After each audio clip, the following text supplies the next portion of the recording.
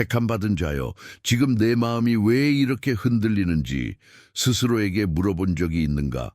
마치 뉴스의 표면 아래에서 세상이 떨리고 있는 것을 심장이 먼저 알아차리는 것처럼 말이다. 많은 사람은 이것을 국제정세라 부르고 또 어떤 이들은 역사의 반복이라 부른다. 그러나 우리는 안다. 어떤 때에는 공기가 갑자기 무거워지고 밤이 길게 늘어지며 영혼이 머리보다 먼저 주님, 지금 무슨 일이 일어나고 있습니까? 라고 묻게 되는 순간이 있다는 것을 네가 느끼는 그 압박, 그 말로 설명하기 어려운 긴박감, 하늘을 올려다보며 일상을 멈추고 싶어지는 그 끌림은 우연이 아니다. 단순한 불안이 아닐 수 있다. 성령께서 내 양심을 두드리며 말씀하시는 영적 경보일 수 있다.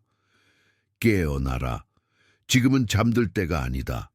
혼돈이 커질수록 하나님은 통제를 잃지 않으신다. 오히려 하나님은 숨어있던 자들을 일으키신다. 그저 버티던 자들을 깨워 영 안에서 다스리는 자리로 부르신다. 네가 지금 이 메시지를 듣고 있다는 것은 영상 하나를 우연히 만난 것이 아니다. 하늘이 너와 어떤 일을 정렬시키고 있기 때문이다. 끝까지 함께하라. 이 흔들림 속에서 어떻게 자신을 세울지, 이 불안을 어떻게 믿음으로 바꿀지, 권세 있는 기도로 어떻게 반응할지, 그리고 두려움 없이 내게 맡겨진 사명을 어떻게 걸어갈지 분명히 알게 될 것이다. 내가 분명히 말한다. 네 돌파는 언젠가 시작되는 것이 아니다. 지금 시작된다. 세상이 흔들릴 때 원수는 먼저 해석을 훔치려 한다. 너로 하여금 나라와 나라 사이의 긴장, 전쟁의 소문, 위협과 분열을 보게 하고 한 가지 결론만 내리게 한다. 모든 것이 통제받기다. 그러나 성경은 더 깊은 진리를 말한다. 흔들림이 모두 패배는 아니다. 흔들림은 때로 드러냅니다. 시편은 말한다. 민족들이 소란을 피우고 통치자들이 주님과 그 기름 부으신 이에게 맞서려 한다. 이것이 인간 역사의 사진이다. 권력과 권력이 부딪히고 교만과 교만이 맞서며 왕좌와 왕좌가 충돌한다. 그러나 같은 말씀은 또 말한다. 하늘에 계신 하나님은 두려워하지 않으신다. 하나님은 당황하지 않으신다. 인간의 계획이 영혼의 뜻을 취소할 수 없기 때문이다. 잘 들으라. 민족들의 흔들림은 정치만이 아니다. 그것은 영적 무대이기도 하다. 거기서 우상들이 드러나고 거짓 안전이 무너지고 우리의 마음이 무엇 위에 세워져 있었는지가 밝혀진다. 하나님은 때로 바깥을 움직여 안을 보여주신다. 우리는 하나님을 신뢰합니다 라고 말할 수 있다. 그러나 폭풍이 올 때 비로소 그것이 문장인지 기초인지가 드러난다. 하나님은 폭풍을 항상 피하게 하시지 않는다. 하나님은 우리를 폭풍 한가운데 세우실 때가 많다. 에스더는 제국 밖으로 구출된 것이 아니라 제국 한복판에 놓였다. 다니엘은 바벨론에서 제거된 것이 아니라 바벨론 안에서 세워졌다. 예수님은 제자들에게 늘 잔잔한 바다를 약속하지 않으셨다. 폭풍 속에서도 함께 하심을 약속하셨다. 그러면 네가 지금 보는 이 세계의 흔들림이 단지 위험 경고가 아니라 깨우심의 부르심이라면 어떠한가? 하나님이 이 흔들림을 확성기처럼 사용하시며 내게 말씀하신다면 어떠한가? 내 자녀야, 작게 살기를 멈추어라. 무감각한 습관에서 깨어나라. 나는 네가 깨어있기를 원한다. 세상 구조가 흔들려도 하나님의 나라는 흔들리지 않는다. 하나님은 흔들릴 것을 흔드셔서 흔들리지 않을 것이 남게 하신다. 그 나라는 흔들리지 않는다. 질문은 이것이다. 세상이 흔들릴 때 너도 세상과 함께 흔들릴 것인가? 아니면 그리스도 안에 굳게 설 것인가? 이 시대에 많은 사람이 실수하는 지점이 있다. 더 많은 정보를 얻는 것이 답이라고 믿는 것이다. 그러나 뉴스에 잠긴 채로도 영적으로는 눈먼 차에 살 수 있다. 수많은 사실과 분석을 알아도 하나님이 무엇을 하시는지 모를 수 있다. 이해하지 못하면 두려움이 그 빈자리를 채운다. 그래서 전쟁은 국경에서만 시작되지 않는다. 너의 내면 필터에서 시작된다. 네가 보는 모든 것은 두려움이나 믿음 중 하나를 통해 걸러진다. 두려움은 위협을 과장하고 너를 무력하게 만든다. 믿음은 현실을 부정하지 않지만 하나님의 주권 안에서 해석한다. 믿음은 내게 말한다. 폭풍이 있다. 그러나 보좌는 비어있지 않다. 엘리사의 종은 적군에 둘러싸인 장면을 보고 공포에 사로잡혔다. 엘리사는 값싼 위로를 하지 않았다. 그는 이렇게 기도했다. 주님, 그의 눈을 열어보게 하소서. 눈은 망망만이 아니다. 영의 눈이 있다. 하나님이 그 눈을 여시면 땅의 군대보다 하늘의 군대가 더 크다는 것을 보게 된다. 바로 이것이 지금 내게 필요하다. 더 많은 소음이 아니라 열린 눈이다. 그 눈은 공황 속에서 열리지 않는다. 하나님의 임재 안에서 열린다. 그리고 이렇게 묻게 된다. 아버지, 지금 이 시간에 제 삶과 가정과 도시와 나라 가운데 무엇을 하고 계십니까? 어떤 사람은 위험만 보지만 택함받은 자는 사명을 본다. 다니엘은 포로로 잡혀갔다고만 생각할 수도 있었다. 그러나 그는 더 높은 것을 보았다. 나는 목적 가운데 여기에 있다. 그래서 그는 타협하지 않았고 믿음을 팔지 않았고 우상에게 무릎 꿇지 않았다. 하나님은 어둠이 깊은 곳에서 그를 빛으로 세우셨다. 네가 불안을 느낄 수 있다. 인간적인 피로와 스트레스가 있을 수도 있다. 그러나 마음 깊은 곳에서 거룩한 부르심이 들린다면 기도해야 한다. 돌아가야 한다. 내 삶을 정돈해야 한다. 이 죄를 끊어야 한다. 용서해야 한다. 순종해야 한다. 라는 찔림이 계속된다면 그것을 무시하지 말라. 성령께서 네 마음에 다음 단계의 표식을 찍고 계실 수 있다. 영의 눈으로 본다는 것은 세상만 이해하는 것이 아니다. 하나님 이야기 속에서 나를 이해하는 것이다. 너는 바깥에서 위기를 구경하는 자가 아니다. 하늘의 지도 안에 내 이름이 있다. 네 삶은 의미가 있다. 네 순종은 무게가 있다. 네 기도는 움직인다. 이제 두 번째로 필요한 것은 힘을 더 쓰는 것이 아니다. 통제를 내려놓는 것이다. 이 시대는 통제의 환상을 끊임없이 만들어낸다. 충분히 알고 충분히 계산하면 불확실성을 지배할 수 있다고 속인다. 그러나 통제는 거짓 신이다. 안전을 약속하지만 결국 불안을 낳는다. 그래서 영적 반응의 핵심은 통제를 하나님께 드리는 것이다. 이것은 비겁한 포기가 아니다. 용기 있는 정렬이다. 예수님은 겟세마네에서 고통을 부정하지 않으셨다. 정직하게 맞서셨다. 그리고 가장 결정적인 순간에 두려움을 꺾는 말을 하셨다. 내 뜻대로 하지 마시고 아버지의 뜻대로 하소서. 이 기도는 너를 수동적으로 만들지 않는다. 너를 안정되게 만든다. 통제를 내려놓을 때 네가 다룰 수 없는 것과 싸우느라 소모하던 에너지가 멈추고 우주를 붙드시는 분과 함께 걷게 된다. 주님, 나는 다 이해하지 못하지만 주님의 성품을 신뢰합니다. 이 신뢰는 문을 연다. 이해를 뛰어넘는 평안이 네 안에 흐르기 시작한다. 그리고 세 번째로 필요한 것은 분리다. 산만함에서 벗어나는 거룩한 분리다. 원수는 항상 비극으로만 공격하지 않는다. 오히려 즐거움과 소음으로 너를 잠재운다. 스크롤, 알림, 논쟁, 자극으로 영을 무디게 만든다. 그렇게 너는 반응만 하는 사람이 되고 재단 없는 사람이 되고 방향 없는 사람이 된다. 에스더는 궁 안에 있었다. 바깥의 위험에 비해 편안해 보이는 자리였다. 그러나 에스더에게 가장 큰 위험은 칙령만이 아니었다. 편안함이었다. 여기서 안전해라는 착각이었다. 하지만 하나님은 세대를 관통하는 질문을 던지신다. 네가 이 왕후의 자리에 이른 것이 이때를 위함이 아니겠느냐? 지금 내게도 말한다. 이 불안이 하나님이 내게 주시는 신호라면 어떠한가? 네가 더 이상 자동 조종으로 살 수 없는 때가 왔다면 어떠한가? 세상이 흔들릴 때 하나님은 구경꾼을 부르시지 않는다. 중보자를 부르신다. 중보하려면 제단이 필요하다. 제단을 세우려면 공간이 필요하다. 공간을 만들려면 분리가 필요하다. 실천하라. 휴대폰 없는 시간을 정해 하나님 앞에 서라. 두려움을 키우는 과도한 뉴스와 자극을 절제하라. 소음을 말씀으로 바꾸라. 즉각 반응을 기도로 바꾸라. 너를 무디게 만드는 것들을 끊고 너를 살리는 것들을 선택하라. 그리고 여기서 많은 사람이 무너진다. 걱정과 책임을 혼동하기 때문이다. 내가 불안해해야 내가 진지한 거야 라고 믿는다.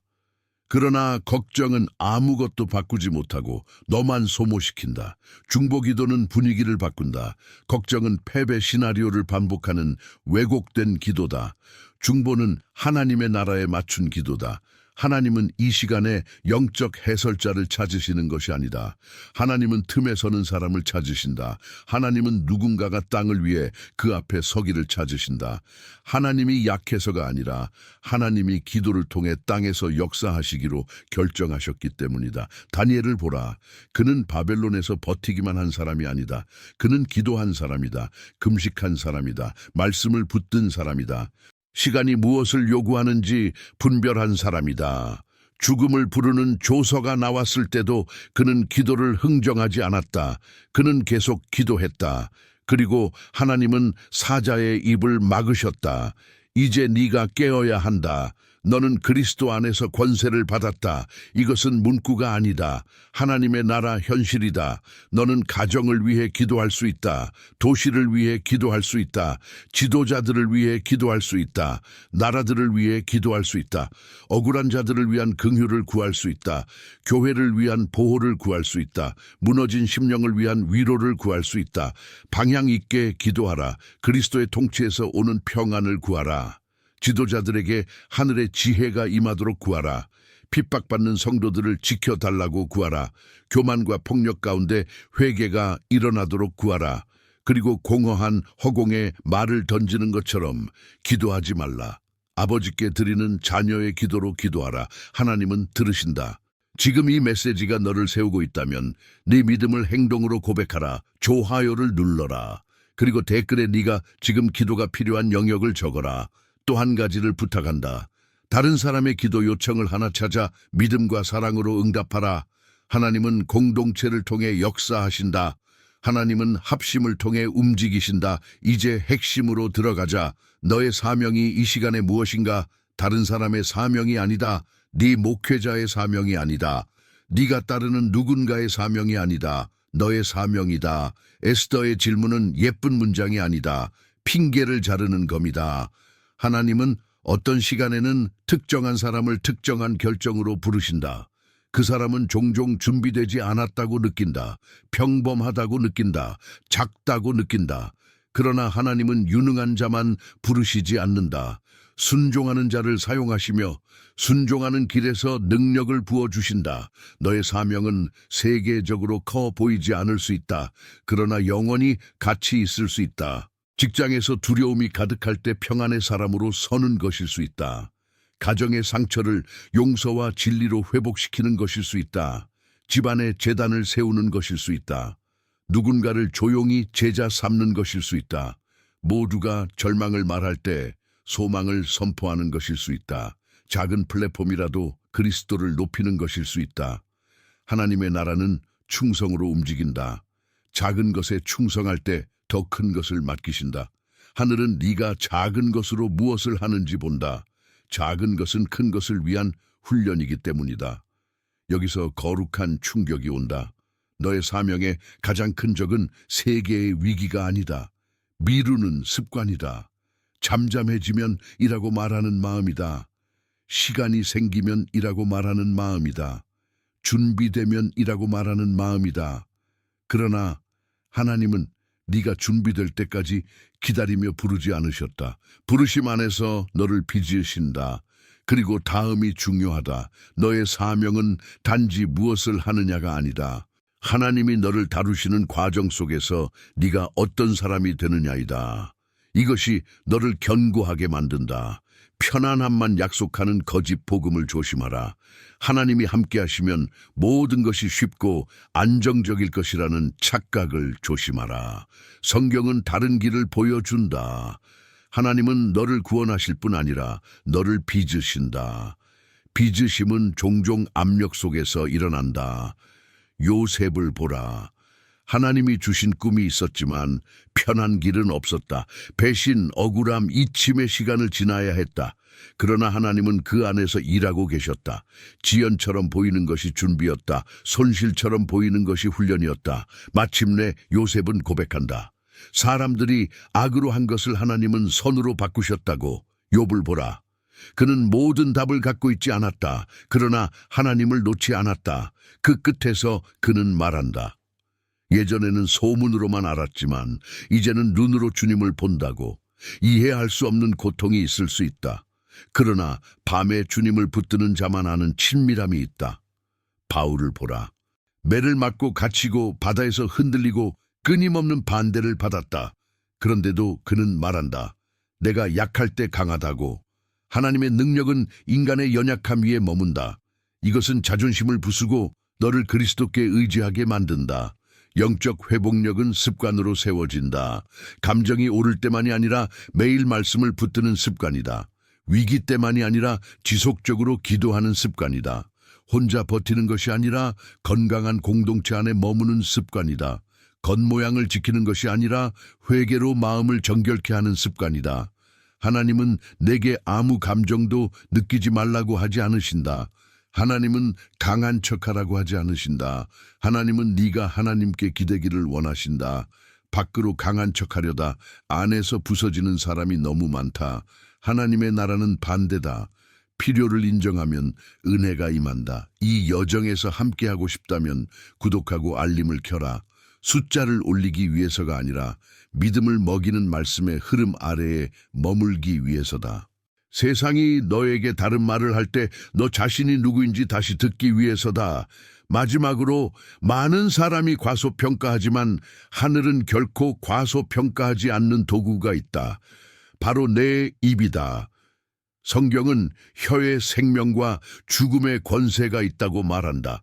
이는 네 말이 두려움의 문이 될 수도 믿음의 문이 될 수도 있다는 뜻이다. 너는 세상의 서사를 반복할 수도 있고 하나님의 약속을 선포할 수도 있다.